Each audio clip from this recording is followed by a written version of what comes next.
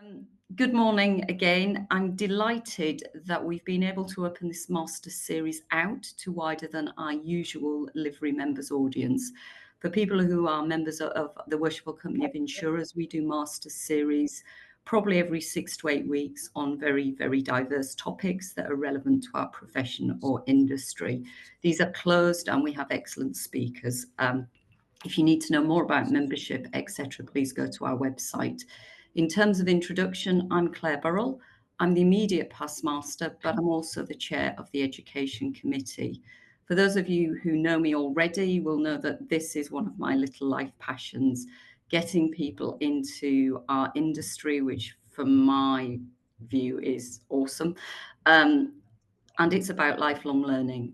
So today we're going to talk about how we can attract young people into our profession. One of my observations before we get underway is I think that our industry will take all comers, regardless of background, regardless of level of education. Actually, it's about attitude and aptitude, and there's a place for everybody, and I think that's often forgotten. I would also say that we are often, as an industry, misunderstood and definitely undersold. There's more work that we have to do. And hopefully by the end of this call, you'll all be aware of what we need to do. I have some sobering stats, and I think that the LMA stats, I know Caroline's on the call, they may not be the most up to date, but 26% of our workforce is currently over 50, with only 20% of our workforce being under 30. I think that demonstrates the uphill challenge we've got.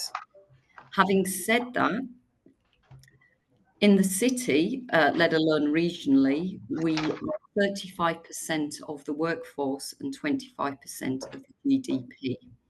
There is huge amounts of initiative, and I think we recognise the challenge that we have as a profession. And there's lots of initiatives going on. I think as the WCI, one of the challenges that I like us to rise to is how we can work as a connector, an integrator, etc., to try and get everybody speaking. Because I think the power of many becomes more powerful than the power of the individuals. I'm going to move on quickly. Finally, before I do that, as a livery, we also support a number of charities and businesses that focus on this specifically. We support City Brokerage heavily and also Into Insurance. Into Insurance is something very specific that's supported by the WCI. We have about 435 young people that have gone through this program of how they get into insurance, etc., of which 135 have secured work in our profession, which I think is a fantastic stat. That's been running for a few years now. Finally, on the call today, as we've broadened this, I'm delighted we've got representation from 20 insurers. All top 4 brokers are represented, and a number of other businesses that support insurance. So welcome everybody. I'm now quickly going to hand over to Branko and we can get underway. So thank you. Good morning, everyone, and thank you very much, Claire. It's been a passion of mine supporting the work of Speakers for Schools for the last 7 years, and Nick is one of our speakers. I met Martin at the CII conference the other month, and he was fantastic. But there were some people from Zurich, young people from Zurich, who didn't quite know how they had arrived. And then I know someone who has arrived literally a year ago. I met Harriet at a livery do, and I've asked her to speak today, so she's a little bit nervous. This is the first time that she's spoken at something like this, but I know we're all going to give her a massive round of applause. Let me just echo what Claire has said. We do lack one voice, and some of us are already doing our own thing, but when schools reach out to us, they don't have one focal point of contact. So it's a challenge how we get in front of kids and attract them into our industry as a career of first choice. And then importantly, in line with what government want, providing up to 2 weeks of meaningful work experience for all 16 to 18-year-olds. And Claire's spot on. You know, we are the Worshipful Company of Insurers, but our remit today is much, much wider than the City of London. It covers the whole of the UK, and I've already met with the Chartered Insurance Institute, and Phil is on the call, one of the corporate relationship managers, and the CII are ready to kick this off, as he will explain when we go into Q&A. What I'd like to do quickly is just one poll, which Victoria's going to load now, is I just want to know if you fell into insurance or if you chose insurance as a career. So it's just one answer. Did you fall into insurance? Yes or no? So I'm going to answer now, and then I would encourage all of you to answer. And then Victoria will show us the scores on the doors, and then we will go to our first speaker, Martin.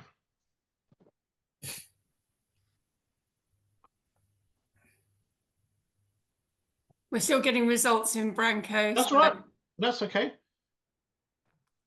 For me, it was 37 years ago on Saturday, aged 18. It was a choice between customs and excise in Luton, wearing rubber gloves, or general accident in Luton, now part of Aviva, not wearing rubber gloves. So as you can see, 37 years later, I'm still here.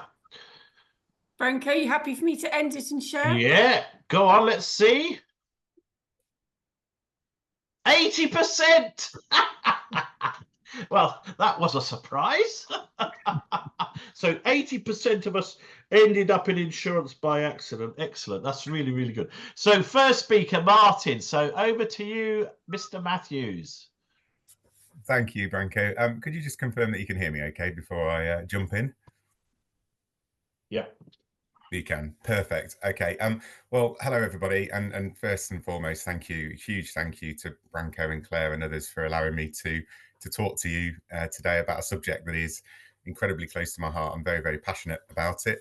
I was one of the 80% that answered that I fell into insurance by accident. So I personally took a maternity cover back in my sales days many years ago, and fell in love with the industry. I've remained ever since, and now I'm always looking at ways in which we can bring fresh talent into the industry. So this is me. I'm a long-suffering Birmingham City football fan, so no laughing at the back, please. But I have a passion for all things insurance, and when I'm not doing that, I like to look after and run a taxi for my 2 children, which seems to be what I spend most of my time doing. And then occasionally I run an insurance software business as well when we can find the time. But I'll put my stake in the ground right now and say that I think we can make things much better in terms of this talent shortage, or the gap that we have in terms of bringing people into the industry. And I just wanted to share with you my blueprint, as I see it, or my 3-point plan, which centers around these 3 areas. So transparency, education, and collaboration. And I'll go on to tell you what I mean by that.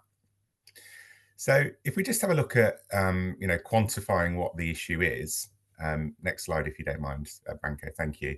If we look at what is the issue that we're trying to solve for here, Claire has already spoken about some of the statistics surrounding where we see the gaps, but actually I look at it in 3 ways, I guess. If you look at the London market, there's a huge increase in vacancies at the moment in general. Aviva recently talked about a shortage of skills workers being the 2nd biggest risk to UK companies overall, 2nd biggest risk. And if we think about everything that's going on in the world at the moment, that's phenomenal, really. And the aging population of our workforce as well. So if you put all those 3 things together, lots of vacancies, big risk, and an aging workforce. So once we've quantified what that problem is, let's move on a little bit to my blueprint to what I think we can do about it. If you could just move on, Branco, that'd be appreciated. And to the next slide. Thank you. So transparency. Transparency is incredibly important across our industry, but let me explain what I mean by that. The way I view transparency is that transparency leads to honesty, and honesty leads to trust. And it's that trust aspect whether that be with customers or whether that be with people looking to join the industry, that will really, really start to drive engagement. And if you're honest with yourself and people who, people who do employ younger people from within the industry, those individuals might not stay with your organization for life. That might not happen. But if you can create a culture and an environment that encourages others to join, that's the first step towards being able to create a significant talent pool that we all need. We need to be honest with prospective candidates into the industry. What are your values? So if you work within the insurance industry, can you articulate what you stand for as a company and what your values are? And I'll come on a little bit later to talk about why I think that's so important. But I also think we need to be honest with consumers about insurance. We have an image problem, and we'll have a look at that in just a moment. But if you can be honest with consumers about the value that insurance brings, then I think we can go a long way to encouraging people to join the industry, because it looks fun, it looks exciting, all the things that people want when they're looking to join an industry. There are other benefits to that as well, which are less about the talent pool, but it is worth mentioning. So I think by being honest with consumers about insurance, we can reduce soft fraud, for example, as well, where people realise that soft fraud is not a victimless crime, and that there is an impact in terms of premium and other factors if you were, for example, to inflate your claim in the event that something should happen. So transparency leads to honesty, leads to trust. And I think that's incredibly important.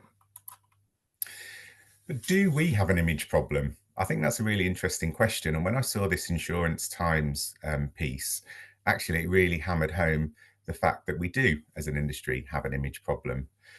When brokers are asked to look at the main barriers to attracting talent, the number one reason, and it's a clear reason as well, is that they felt that the industry reputation and attractiveness was stopping people joining the industry. Now, I find that quite sad, because as someone who absolutely loves the industry, and I know that I'm surrounded by like-minded individuals, as both Branko and Claire articulated earlier, I find that sad, and I think there's something that we need to do about that. So what I want to do is just have a little think about core values. So why is it that we have an image problem? What is it about an organisation that's not attractive, both to people looking to join the industry, but people in general as well? So just next slide, please, Branko. If you could take a moment now just to answer that question that I posed earlier, which is, can you, as an organisation, articulate what your business stands for? What are its true values? What's at the core of what you do, and how do you impact the industry and the world around you? If I were to run a poll like the one that we just ran earlier, I suspect that the answer would be quite high, that quite a few individuals would just not be able to articulate that.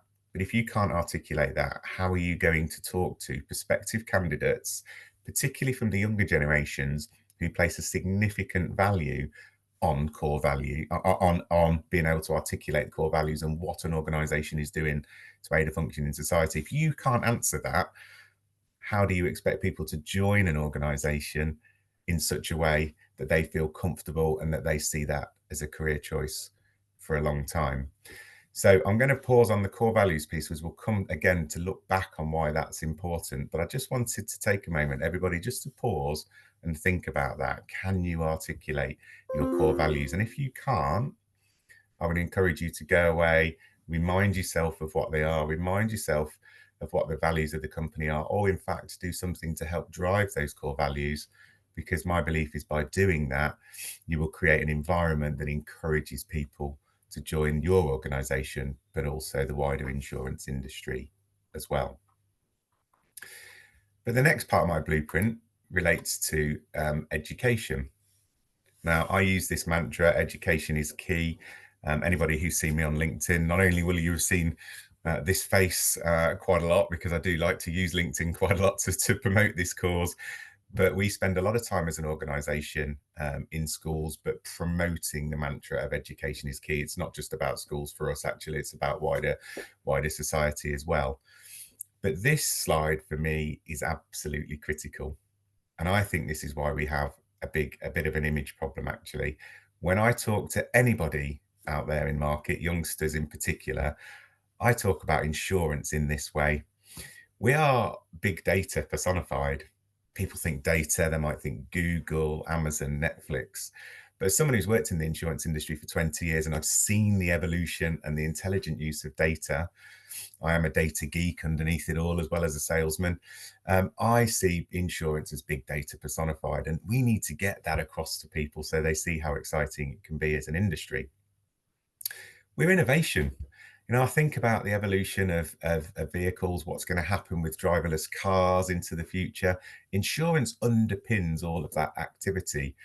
We have, at a conference I recently spoke at that Branko mentioned, some of the key words that were mentioned in advance of the sessions were that when polled, people looked at insurance as boring. And again, I found that really sad and not reflective of the industry and how we work. We are truly innovative as an organisation and always striving, particularly in a price-sensitive personal lines motor market, to do things better, faster, quicker, and more cost-effective. We are innovation. And finally, we're a force for good in a functioning society. We have to remind ourselves and we have to remind people looking to join the industry about our values and the fact that insurance is a force for good. You cannot have a functioning society without insurance and protection underpinning it, and reminding people what the good that happens in the event that something bad, sometimes something terrible has happened. Your insurance partner is there to help you during that circumstance as well. So it's all too easy to forget these things, but if we can continue with the mantra that education is key, but that we're exciting, we're big data, we're innovative, and we are genuinely a force for good, I believe we can start to attract talent into the insurance industry.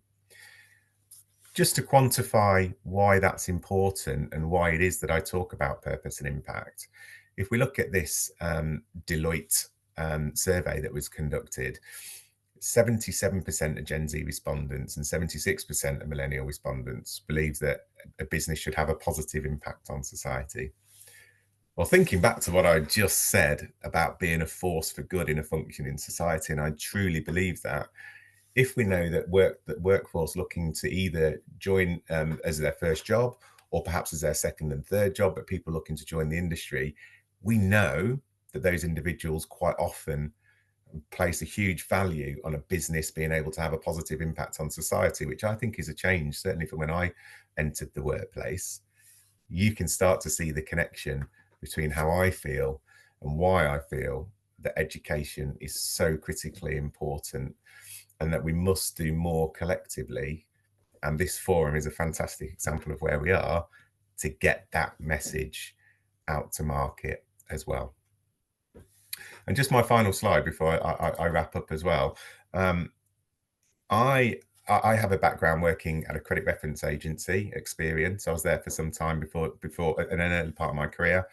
And a lot of the work that we did there was around financial literacy. So going into schools, talking about financial literacy, why is it so important that youngsters don't get themselves into trouble from a credit perspective because of the way that can detrimentally impact their life going forward.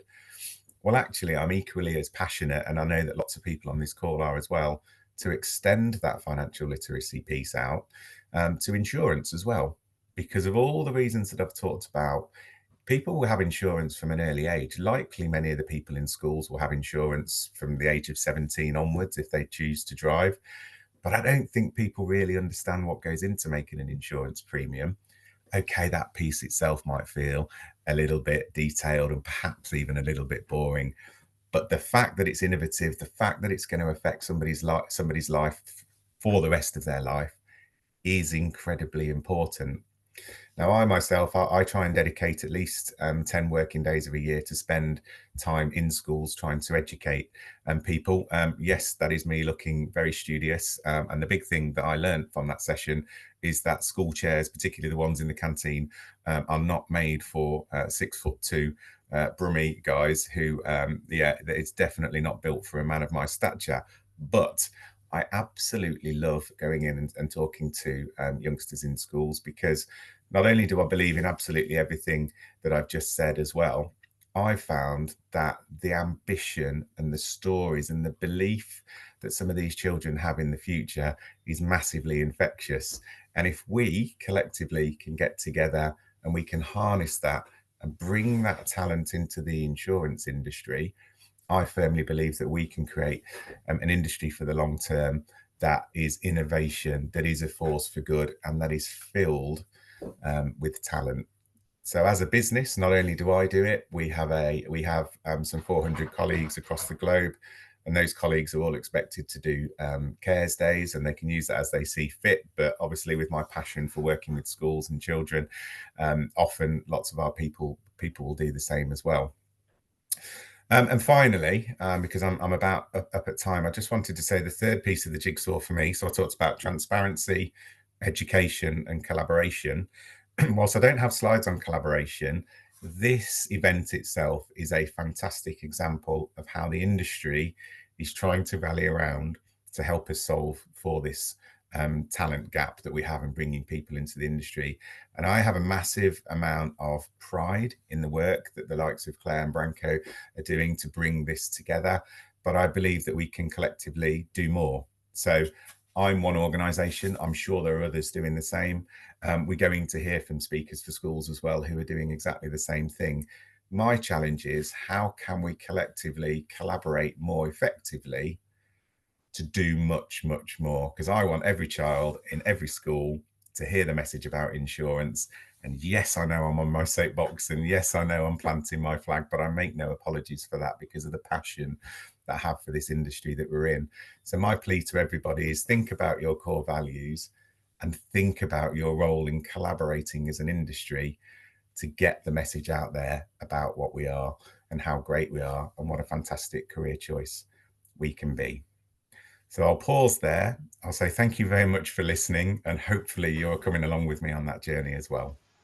Thanks, Thank you, Martin. Fantastic. Just like it was at the CI conference. I think many of us go into local schools, whether we're working with the CI or just off our own bat. And Nick will talk to us about the work that Speakers for Schools do. And I asked him at the weekend to speak to his youth council. So there are 18 young people, talented and intelligent, and these are the verbatim comments that they came back with, which I think endorses everything Martin has said. So this is a national charity speaking of the vast majority of state schools, connected with 1,300 employers, and I met a number of these at the parliamentary reception that they held last month. So I'm just going to read what they said. So the general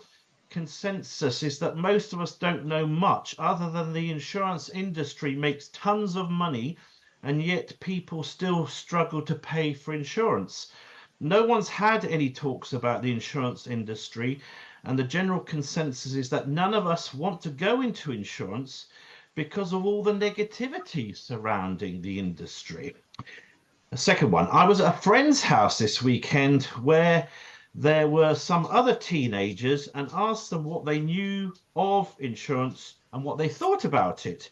And interestingly, and maybe because they're a bit younger, they came up with this: isn't insurance just people working in a call center where people sell insurance? And the last one, I also have a friend who is in the reinsurance business, and asked her when she thought about going into that industry. She studied law, and she said she just fell into it after getting a temporary job as a secretary at an insurance broker's after graduating. She said that nepotism is big, particularly in the reinsurance business, and that's how people get into the industry, mostly because they know someone who is in it. So, Martin said a lot of this.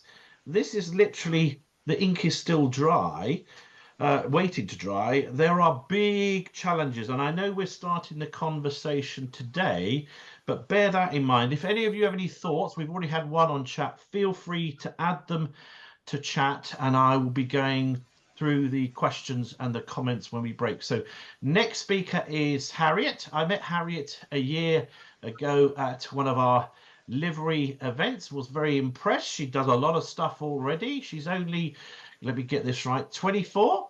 Yes. Yeah, oh, spot on, excellent. So I'm moving over to Harriet. This is the first time she's doing it, so give her a big whoop, whoop, whoop. Over to Harriet. Thank you, Branko. And yeah, thank you, Branko and Claire, for letting me speak today.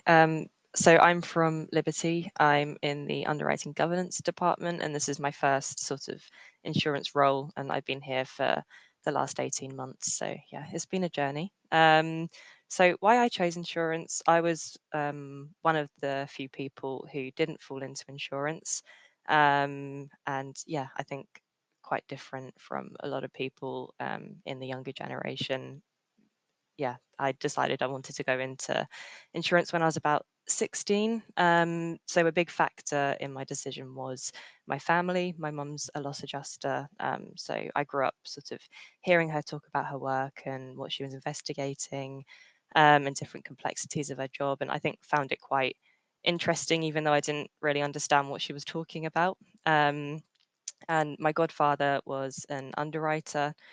He also played a big part in me deciding to work in insurance. When I was 16, he took me around the Lloyd's building, and his office was in Minster Court at the time. So I think I was just completely blown away by the world and the history behind the insurance industry, and what he had to tell me about it. And yeah, I think that sort of sparked the curiosity to want to find out more about how I could get a role in the industry. But I definitely think without my family influences, I probably wouldn't have even considered a career in insurance, which, yeah, I think is why it's so important for schools to promote it more. I think when I was at school, there was no mention of insurance as a career. And at my sixth form, I think in a career fair we had one day, there was one of our local Aston Lark branches, but nobody else. So yeah, I think that was a shame because we definitely had a few more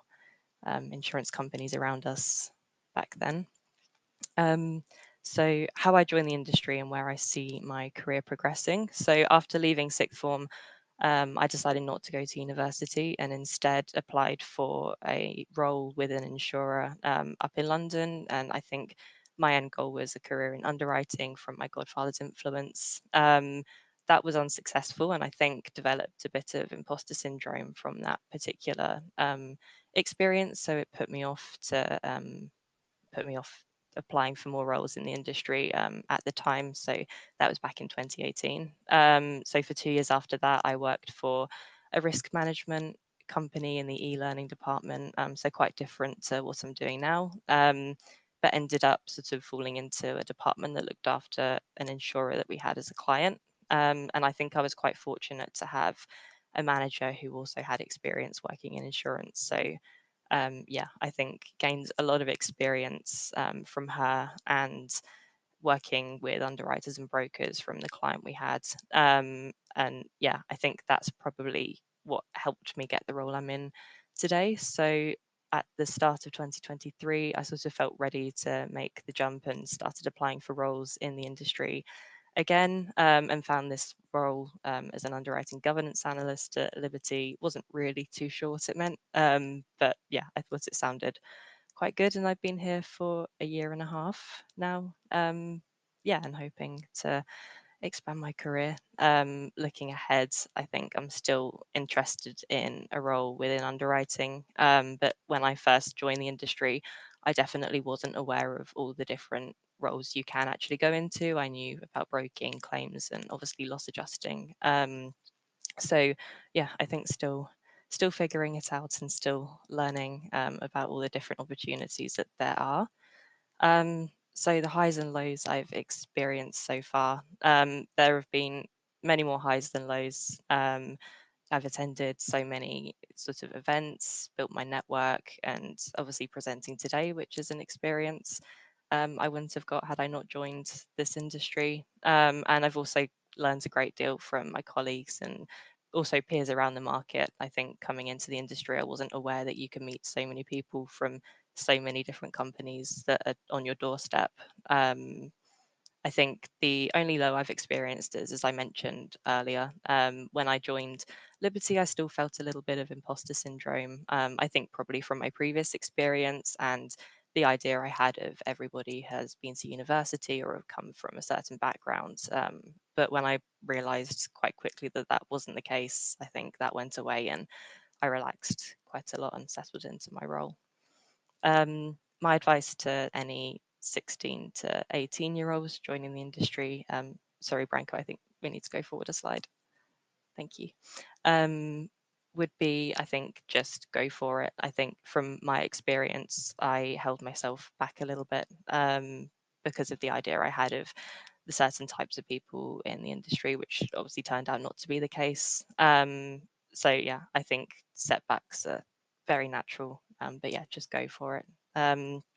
And if insurance is something you're interested in and you're not looking to go to university, then there's so many apprenticeship schemes out there that are so good. And yeah, they offer such a great way of sort of gaining some experience in the industry while studying at the same time. And if you do go to university, internships and graduate programs are also really great. I think if you don't have the opportunity to join an apprenticeship scheme, any work experience is also really positive. I think for me, a lot of the reason why I was able to get a role here is just from the sort of office experience I had and the communication, stakeholder management. And finally, I think if you are on LinkedIn, and this is something I think schools should teach students more of if they're not now already, is, don't be afraid to reach out to people who are in jobs that interest you. Networking is a really great way to sort of learn about potential opportunities and sort of get into the field.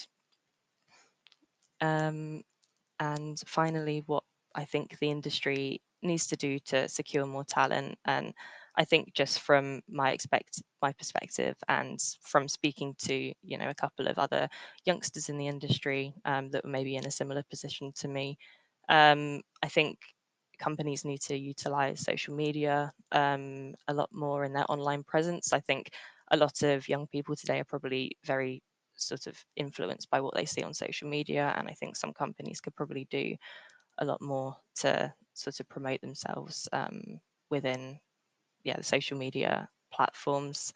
I also think another improvement area, just from experience, is maybe making apprenticeship cohorts a similar size to internships and grad programs. And this might not be from company or market wide, but I think from the companies that I've seen, the apprenticeship cohorts are actually quite a bit smaller than graduate programs. And I think that's a shame for people who want to get into the industry but don't necessarily want to go to university, and that might put them off slightly. And I think for me and my experience, that did put me off sort of wanting to apply to more roles because I noticed that there was a lack of spaces in apprenticeship programs and then just assumed that everybody had gone to university. And I think finally what different organizations and the wider industry could do would be sort of hosting more student conferences, sort of getting the message across to them that insurance is a really great career to have and it's a really great organization and organizations to work for. And sort of maybe offering a mentoring style program to help youngsters apply and get themselves into the industry. Thank you, Thank you, Branko. Harriet. Who would have known you've never done this before? That is absolutely marvellous. Harriet's involved in organising a monthly lunch at Lloyd's. So she's done what a lot of young people don't do, which is really get stuck in. So as I said, I met her a year ago and she really is a breath of fresh air. So thank you so much for telling us how you got to insurance. And that was a fantastic presentation, Harriet. So thank you for that. Thank you. So our next speaker, Nick. So as I say, I've worked with Speakers for Schools for 7 years now, and I love going into schools. I find going into schools slightly more stressful than presenting on anything to do with FCA, which is my day job, because kids just ask direct questions, which is like the first one: how much do you earn? Straight off, which is like you've got to be prepared to answer that question. What brought you into insurance? What's it like being self-employed. Why does insurance have such a bad image? And I really enjoy going into schools like Martin does, and I'm sure many of you do. So Nick is the chief executive for Speakers for Schools. He has a huge career in education, the civil service, as an Ofsted inspector, but he now heads up one of the largest social mobility charities here in the UK, and he's going to let us know how we can help him and he can help us. So over to Nick. Okay, thanks, Branko. I'm really pleased you said that at the start about your experience going into schools. We have around 1,500 eminent people that regularly go into schools to give talks, and you're absolutely right. We have leaders, international leaders, who are used to delivering to enormous audiences of professionals, and yet faced with a hall of 100 teenagers can be the most terrifying thing that they will do that week or that month. But Branko, and I know you will echo this, the sense of joy that speakers get from actually giving that talk and seeing that light go on behind the eyes of a handful of that audience, and seeing when they start to lean forward and start engaging with what you're saying. There is nothing more powerful than that, and that really, it can be sort of like just so infusing for our speakers, and why people come back time and time again, I think, as well. And Branko, I want to just start off by thanking you. I was looking back through our records. You joined our network, I think, in about 2017. You've given 37 talks in schools in that time. I was asking you last week how many you gave, and you weren't quite sure. And I look back, 37 talks. That means you've spoken to over 4,000 young people in that time about your life lessons, your experience about insurance. And you made such a profound difference. So thank you, Branko, for what you've done in that time. It's been absolutely extraordinary, and the support that you've given to us over that time, and to me personally as well. So thanks. Great to see everyone on the call. Really pleased that I can join you for this. It's a really important conversation we're having today, and I'm really grateful for being invited to be part of it. If we move on to that first slide, Branko, you've given a little bit of my background there. I'm not from insurance. I've spent 30 years in education as a former teacher, leader, and senior civil servant, amongst many other things. And I joined Speakers for Schools as chief executive around 2 years ago now. Our charity was formed 15 years ago by ITV's political editor, Robert Peston, because at that time he was frankly just getting annoyed by only being contacted by schools such as Eton and Harrow to go in and give talks, and thought we should be giving these talks to young people in all schools, in state schools. And he opened his black book, and Robert Peston knows a lot of people, and he corralled others to come together to start giving inspirational talks to school pupils in state schools, to help to open the eyes of young people, start thinking a little bit more deeply about what they're going to be doing when they leave school. And that's where the charity was born. We are now the largest social mobility charity in the UK, employing around 120 staff across all parts of the country. And those people work to build links between educators and employers to help open doors to opportunities that were previously closed. And that is our mission, to level the playing fields between the very best independent schools and state schools. Now, if we move on to the next slide, I'll give you a little bit of a flavour for what it is that we actually do. We have two main programmes. Our speaker programme, where we take our name, and of which Branko is one of our speakers. And there on the right-hand side of this slide, you can see some of the other speakers from finance and insurance, including the likes of Amanda Blanc, Kelly Ogley, and so on and so forth. We've got some great people that regularly go into schools to give talks. But the biggest part of our charity now is involved in work experience. Around 4/5 of our effort is on opening opportunities for young people in state schools to have work experience. As Harriet previously mentioned, how important this is to really sort of like get into the workplace and understand and see for yourself what a career in insurance might actually look like. And you can see noted there some of those companies that we work with.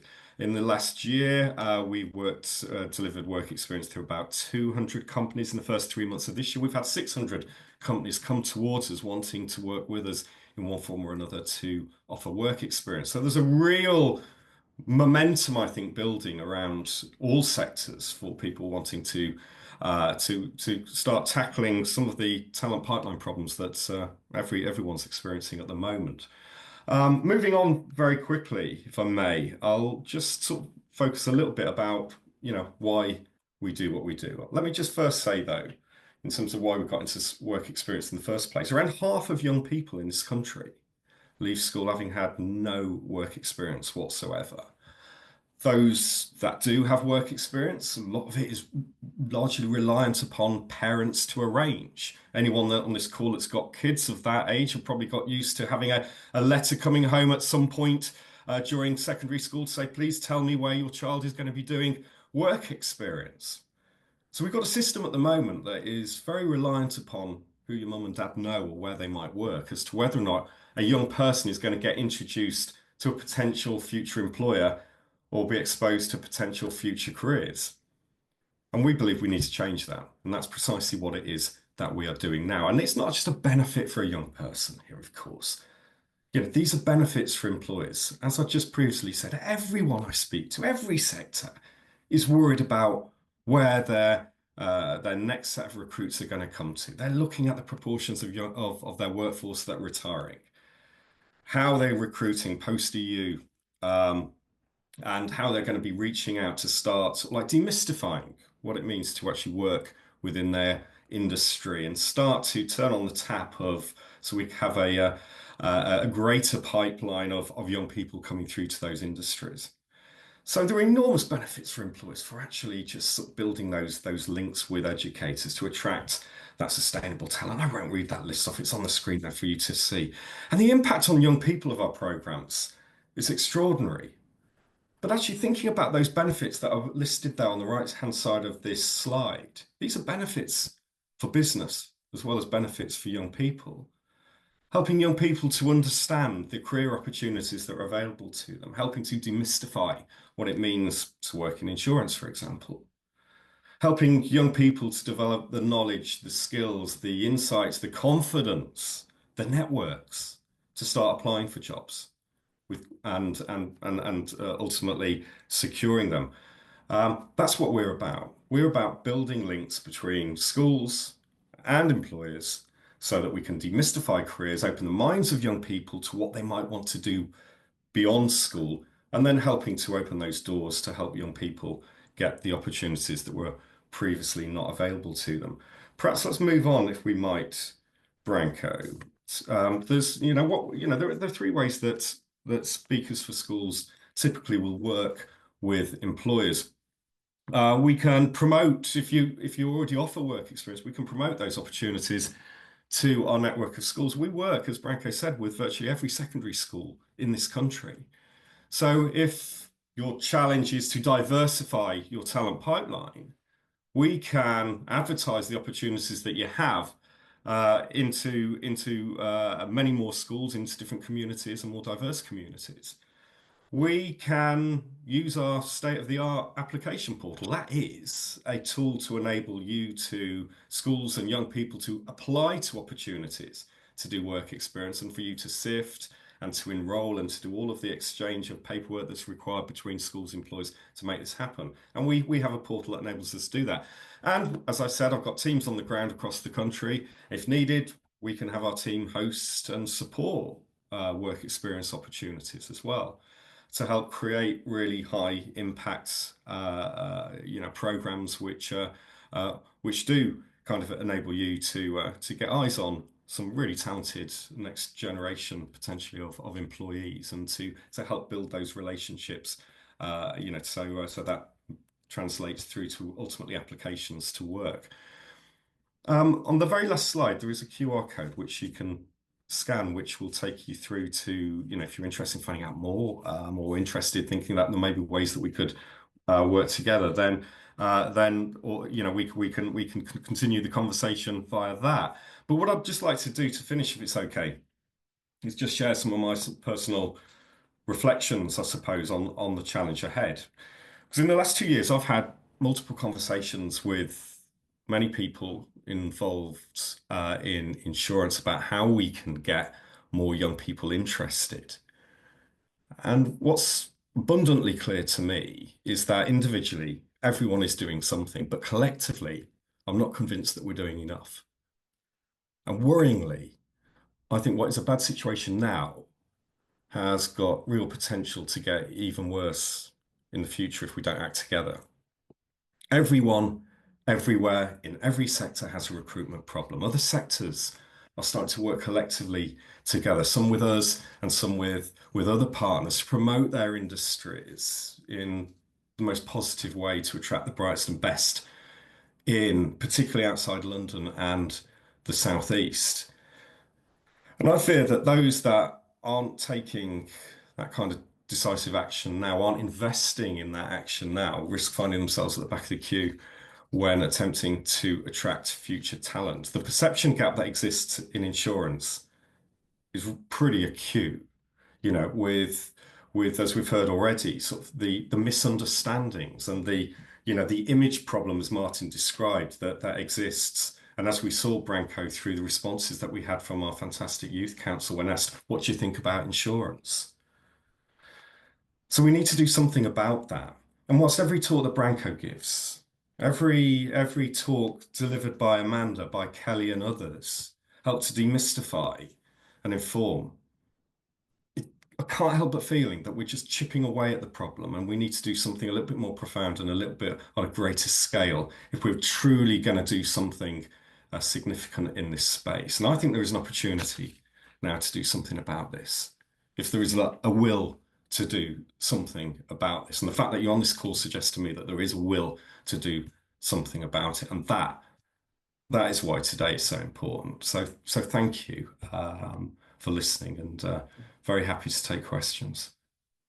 Thank you, Nick. That was very, very profound and a huge call to action to all of us. So before we do questions, I deliberately wanted to have this first conversation with all of you, and I've teed up two people to ask and to support what we've said. So Phil begins with from the CII, and then Sam. But what can this WCI do? So we're a livery company. We work in the City of London, but our net goes much, much further, and we're not parochial enough just to think about the City of London. Insurance is not just the City of London. The Chartered Insurance Institute, we have over 50 local institutes. My one since joining the insurance industry has been Luton and Hertfordshire. I'm still on the council now, 33 years later. We go into schools, we go into our two universities, we talk to kids about insurance. But Nikki's spot on. We're doing it on one by one. When I was doing a talk in High Wycombe, a girl came up to me and said, I want work experience in insurance. And it was like, oh, that's a challenge. And there's only my business is 3 people, so I thought there's no point watching me pat my dog all day. So I put her in touch with then A-Plan, who are now part of Howden, and they provided a week of work experience in their High Wycombe office.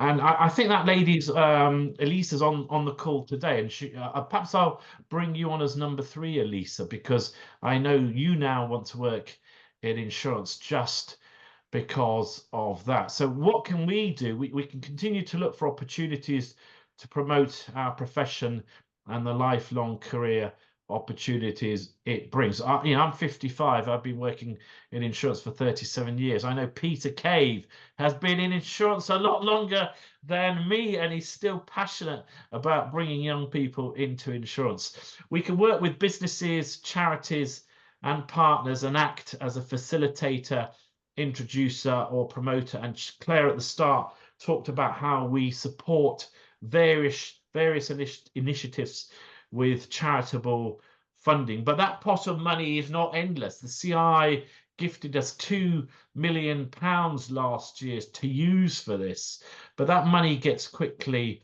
spent.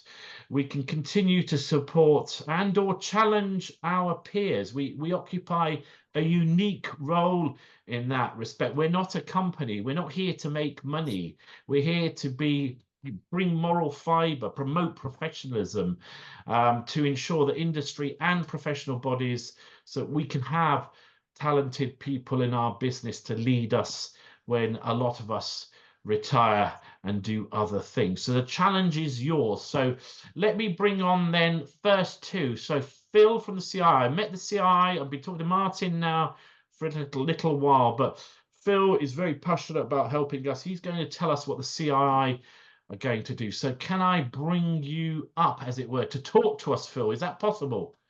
Absolutely fine. Yeah, I'll fire away. Good man.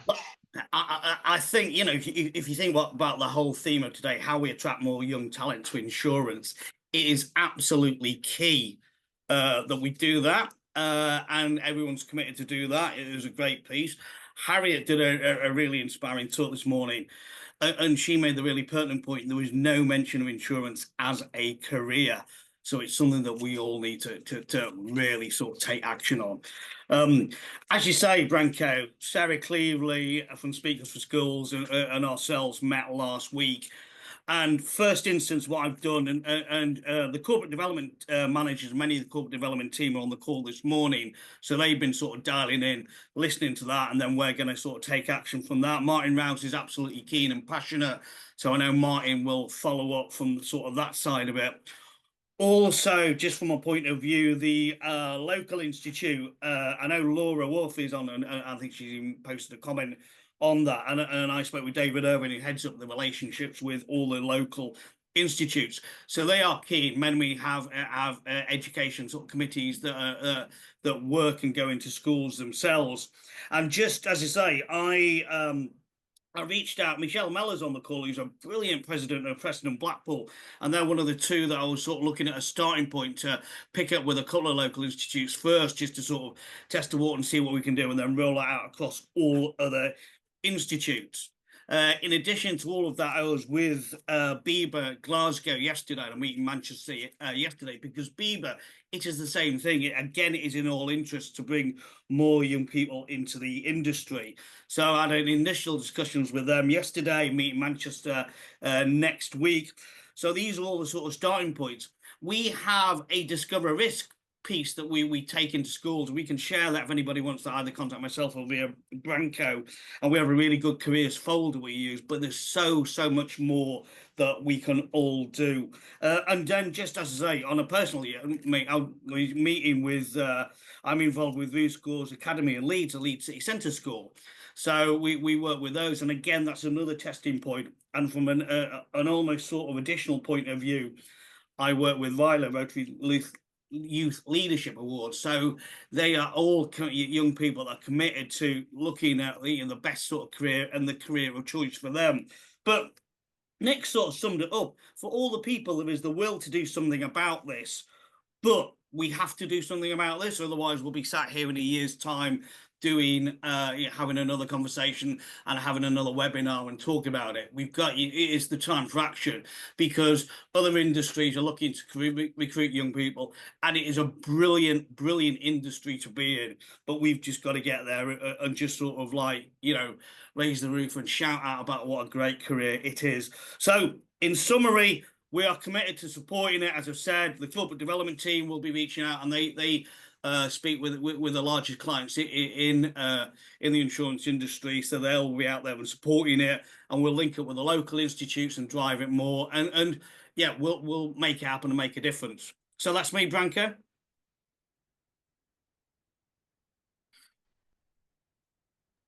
Thank you so much, Phil. The CII really does have that network that connects all of our towns and cities.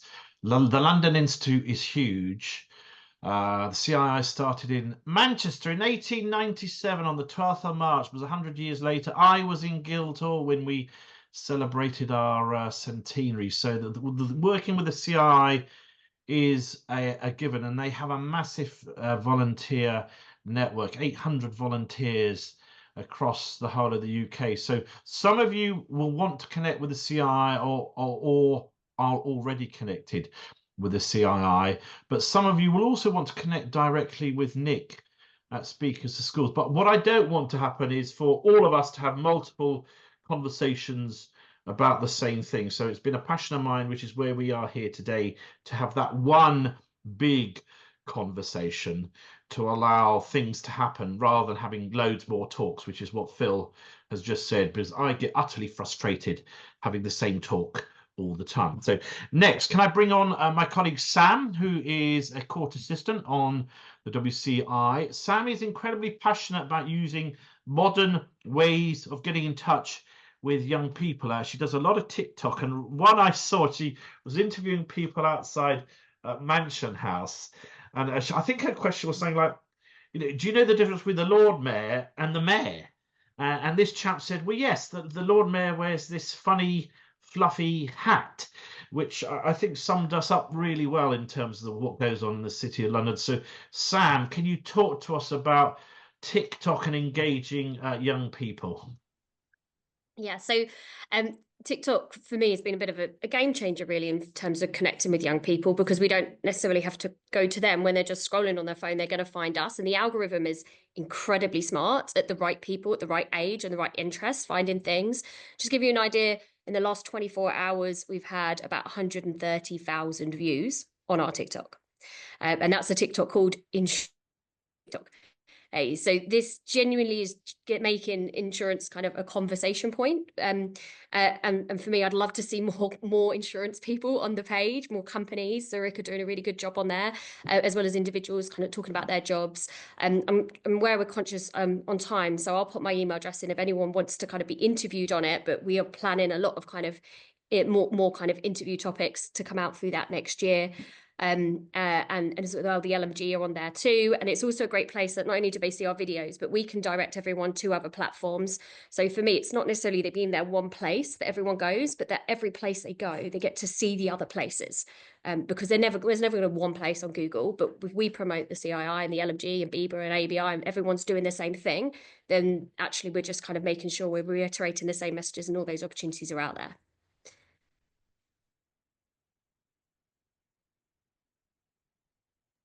Super, thank you very much indeed, Sam. That was spot on. So, Elisa, are you on the call, Elisa? Are you still on? Elisa Ali. Can you hear me? She is on, Branko. She may just need to unmute. Elisa, are you able to unmute? I'll come back to you. I will come back. Olivia, can I bring in Olivia? Olivia's made some good points on the chat, and then I'm going to bring on Reg, and then I'm going to bring on Anna Marjanovic. So can I go to Olivia? Hi, can you hear me? Yeah, go for it. Great. Thank you for all the comments and the thought-provoking discussion. I mean, my point was just that while we have a lot of good suggestions for how we can better reach out and connect, I think that in itself is not enough, because we need a good and true story to tell. So we have to actually be living the things that we are conveying to these young people. We need to actually have tangible initiatives that are working on things like, sustainability and positive impact, and also innovation, integrating AI. If we're not, then we're just going out and talking to people, but they will ultimately be disillusioned. So it has to be also driven by real change from the inside. And I think as an industry, we are, not always the best at those things. And that's speaking as someone who's on the sustainability side. The innovation, the tech side hasn't been our strength in the past. And unless we can really make progress on those issues, it's always going to be that struggle of, when we do connect with young talent, how do we actually convince them that this is real? Yeah, I like that. It's a difficult challenge, but I think that's also something to think about. Yeah, I don't know how many of you watched Martin Lewis last night. So he had Nikhil Rathi, the boss of the FCA, on, and he said you're the first big wig we've ever had on directly answering questions live. No politician has appeared ever live on his program, and he was talking about the challenges in motor finance commissions. So he didn't talk about insurance directly, but I felt that there was an insurance question sort of lurking in the background, but I didn't want to ring up and sort of get any more checking under my car. So Reg Brown, I've known Reg for a long time. Reg heads up the museum, but he's a past president of CII. He's been around a long time. So over to you, Reg. Hi, Branko. You and I do go back a long way, but not as long as insurance and I go back. So I'm probably the oldest one on the call today. Laurie may challenge me on that. Good old Laurie. Anyway, Branko, as you know, I'm chairman of the Insurance Museum. Everything I've heard this morning supports the notion that we are not doing enough and we need to do something different. What are we not doing? Well, we're not providing what you asked for in your first speak with one voice and a focal point. We need a focal point. A museum, an insurance museum, will be a focal point where parents, teachers, and everybody can come and learn something about the insurance business. And I hesitate to call it an industry, because we are a profession. We undo ourselves by keep on about the insurance industry. We're the insurance profession, and the more we talk about it as a profession, the more we see ourselves as a profession, the better off we'll be. How can we collectively do more? Well, collectively we can do a lot more by supporting a world-class visitor centre in EC3 and a research centre supported by the CII's 55,000 item library and the heritage items from the CII. So it's somewhere where parents can come, kids can come, teachers can come, and we can educate people about insurance. And the museum is all about insurance education. And I can tell you, Branko, the Worshipful Company of Insurers has enough money now in the bank to make it happen. And I've had more excuses as to why it can't than I've had hot dinners. So let's get together, let's get a move on. All of those trade associations you've listed support the notion, but all we need is a venue, and we've got lots of developers offering us venues. We just need the money to get on with it. Thank you, Reg. Forthright as ever. Can I bring on Anna Marjanovic? Zdravo, Anna. Are you there? Oh, some people have had to call off. Is Anna there? No. Can I go to Nicola at Latrait? Now, I know they won last year's Sheriff's Challenge in terms of a speaking competition, which was amazing. And I went to speak at this school, and I spoke in the chapel, and one girl asked a question before I'd even started speaking. So that was pretty good going. So can I just bring you on as a user of Speakers for Schools and just give us a little bit of insight in terms of what your students are looking for when it comes to careers and what we can do in insurance to reach out, please? Morning, everybody. A fantastic meeting, and thank you so much for inviting me to attend. Yes, so we've worked with Speakers for Schools. I've been with in my current position for 5 years, and we've always worked with Speakers for Schools. They've given amazing virtual opportunities to our students across COVID, but also really good in-person events. They've introduced people to different industries. So we're a really strong career school here at Lara Trait. We're also a T-level school. I won't go on about that for anybody who doesn't know what they are, but we're really keen to work with the insurance industry, the finance industry, the legal industry, to get our students into work experience. They want to come and visit you. They want to come and work for you. They want apprenticeships. But as we've said, the flavour this morning is that centralised point, that topic, that way to get into everybody and bring everybody together. Speakers for Schools is doing an amazing job of that. But I think, as Reg said, we need to do more. And we're here, we're waiting, we're ready to work with you guys in whatever medium. We do careers fairs, we do trips, we do visits. I have students that are looking for 2 weeks of work experience. I have students that are looking for 45 days of work experience. So there's a number of ways we can work with you. And we always want people to come in to talk to our students to give them more information, because the kids are crying out for it. They want to know, but they don't know how to access that information either. So yeah, it's really that centralized thing would be amazing. Super, thank you. Elisa, you just put a really good comment on. Are you able to speak?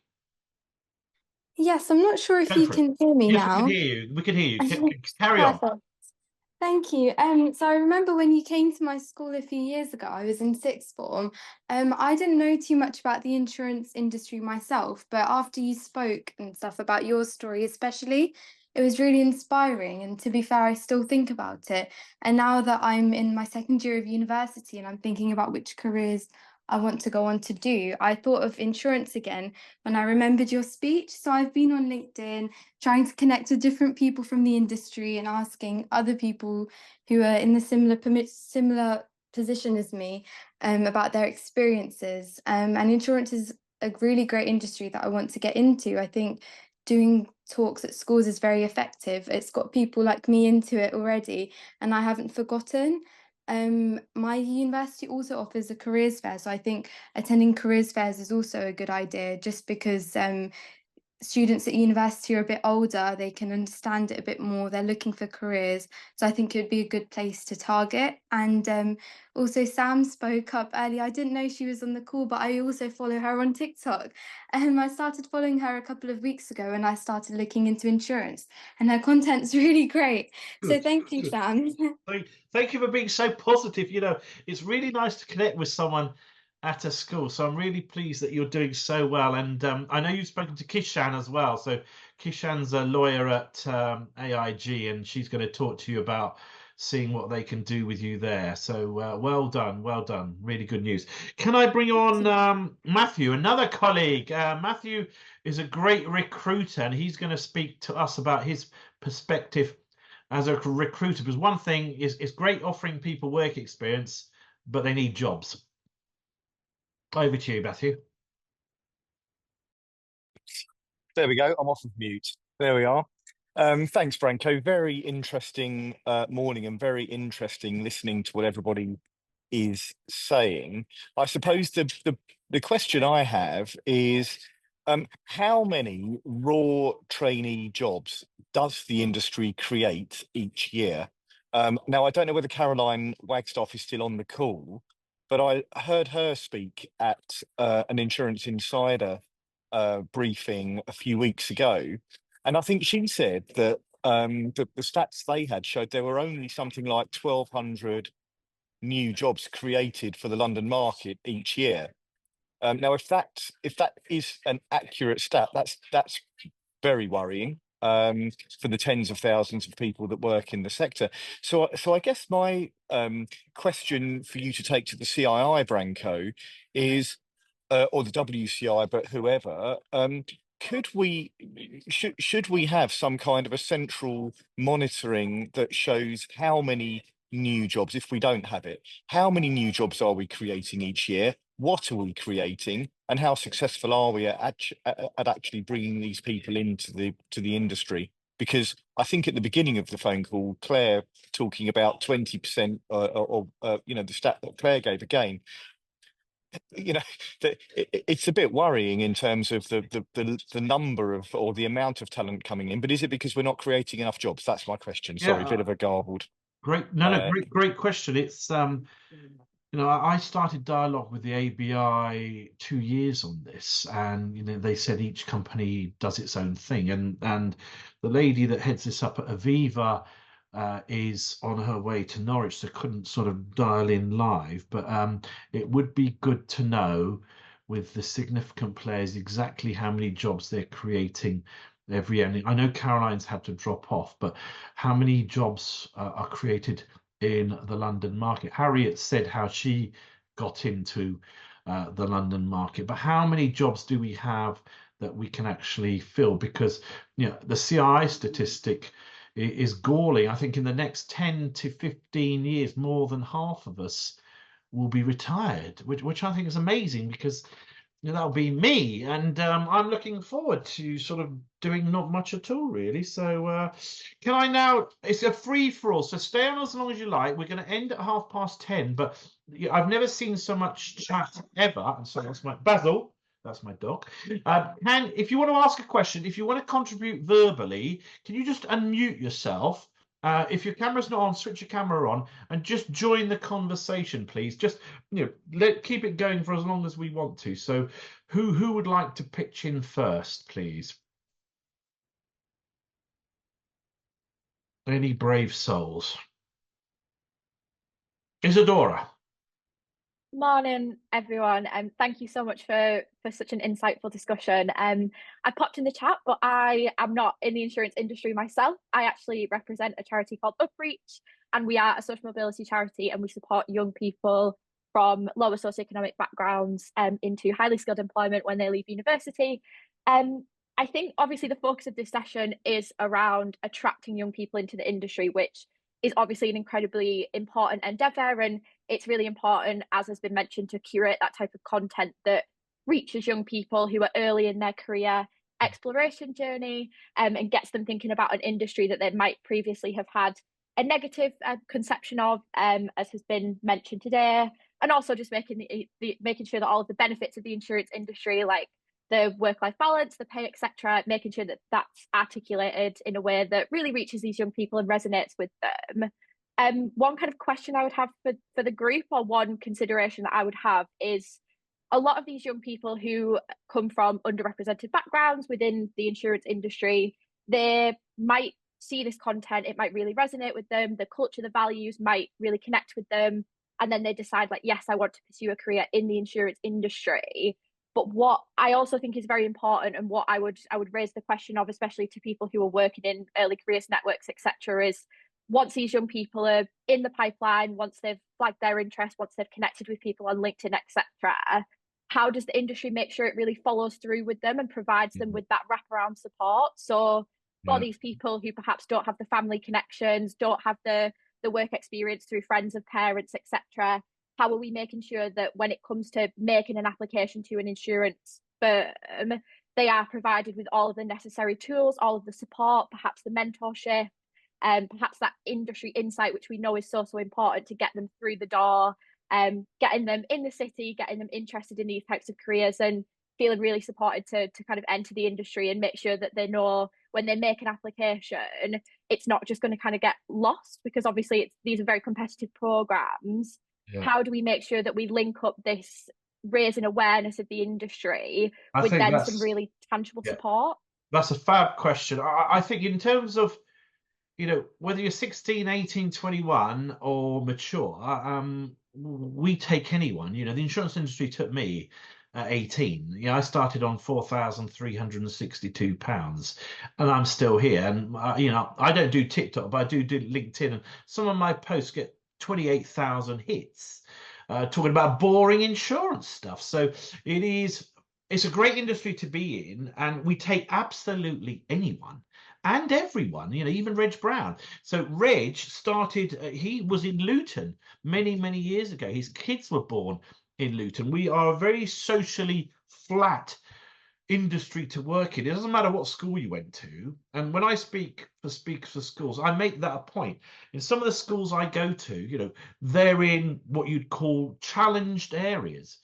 But insurance, you know, insurance touches everyone, and nothing happens without insurance. And you can't say that about any other industry or profession. Insurance every day, as soon as you leave your door, your house is insured. As soon as you get into your car is insured. So we have a massive impact, and the societal impact that Martin spoke about is huge. So I take that point, but I think it takes me back to, we don't have one voice.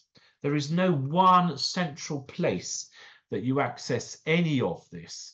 And the fact we're all fragmented, which is illustrated today, does actually show the weakness that we have, I think, as an industry. But that's a conversation, I think, Isadora, that we need to take forward. I can't give you a magic answer on that, because, you know, there is no magic answer. So thank you, Nick. I know you've got to go off, but thank you very much for your contribution. I know Sarah's staying on.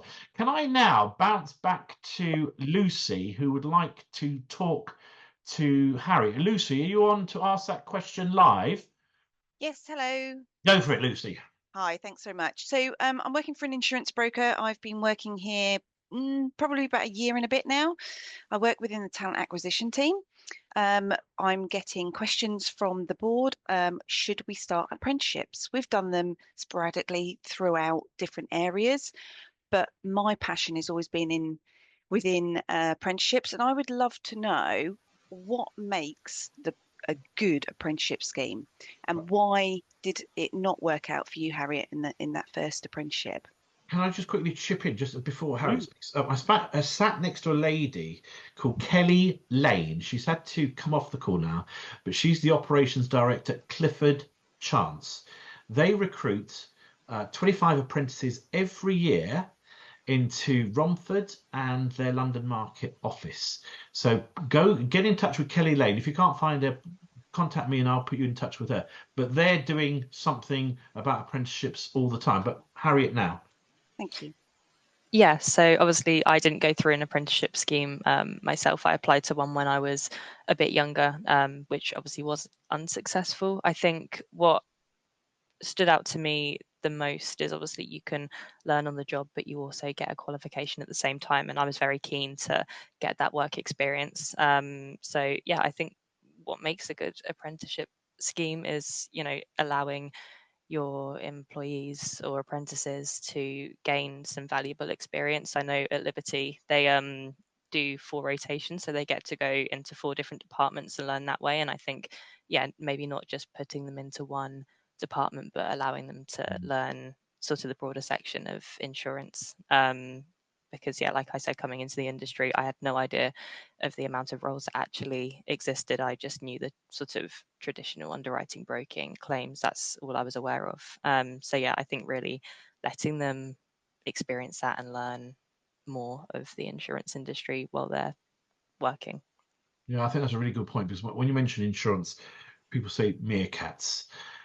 It's underwriting, but we all know that insurance is much, much wider than just underwriting or working in a call center. And of course, we as an industry haven't really sold that to everyone else, because otherwise they wouldn't think it's just underwriting or just a call center. Let me just say thank you to Laurie, who has just completed 60 years in insurance and has received his certificate from the CII marking 50 years, which I think that's absolutely great. You know, I joined the CI in 1988, so I'm looking forward in due course for my 50th certificate soon. So anyone else want to pitch in with a question or a comment or anything else? I think we've certainly had a good old chat today, and I want to take this forward with key partners, so the CII primarily, and then with speakers for schools to join that up. Franco, sorry, Ray, yes, Ray Johnson's got his hand up. So go for it, Ray. Yeah, no worries. It was your yellow filing cabinet. The hand was on those files. It was yellow. It's dreadful. I was out with Rotary last night with Santa, and this is just a mess. I'm afraid I've got coins everywhere, all drying. But there we are. Okay. Good to see you. No, I just wanted to comment, which I think Nick covered quite well. Is really the competition out there. So with other sectors. So all other sectors he touched on, which is absolutely true, you know, have really got to think about the future of their business by way of future proofing, to make sure that they're, you know, looking at the idea of being flexible to take on new recruits for their future. I mean, I spoke to a solicitor down here in Maidstone who is now having to recruit people from Birmingham. So they're having to go across the county or the country to get other people on board. So this is happening now. So it's not alarm bells, but I think indeed our sector needs to be very flexible with allowing people to have the work experience idea. And interestingly enough, a lot of companies, because I'm president of the Chamber of Commerce, actually don't look outside the box. And in fact, a lot of talent may well be available via the existing employee force. So just ask your employees, do you know anyone that could be interested? Because they actually have quite a few potential referrals for that business. So just a few bits and pieces, but definitely apprenticeship, definitely work experience, and linking, as we've already touched on with the schools and colleges, those companies that step up will be the winners in the long term. A really good point, Ray, about, you know, we're in competition now, so there is a recruitment crisis across all sectors, not just insurance. So why would anyone want to join the insurance industry? You know, the way we work now post-COVID is very different. My daughter graduated from University of Birmingham in July. She was employed 2 weeks after. She wasn't thinking about insurance. She did think about law, but she's gone into marketing, and she was straight into a job in marketing where straight away. She's 3 days in the office in Stafford and 2 days at home straight away. And it was like, that's a different way of working. So loyalties and what young people want these days, I think, are very, very different to what it was 10, 15, 20 years ago. When I joined GA, you had a flex day once a month, only because you worked enough time to amount to that flex day. But now, Mondays and Fridays, especially in London, are just not really done, really. Any other questions, comments, or any other contributions that anyone wants to make? But I think we've certainly done this justice this morning. I'm happy to add something, Branko. Charlotte. Hello. I look after early careers recruitment at Lockton. I'm part of the 80% club because I never made the 1% club on TV, but I do pass 80%. I just wanted to say a huge thank you for such an engaging, insightful session. Some key takeaways. So I've been in early careers for about 15 years. I fell into insurance 1 year ago.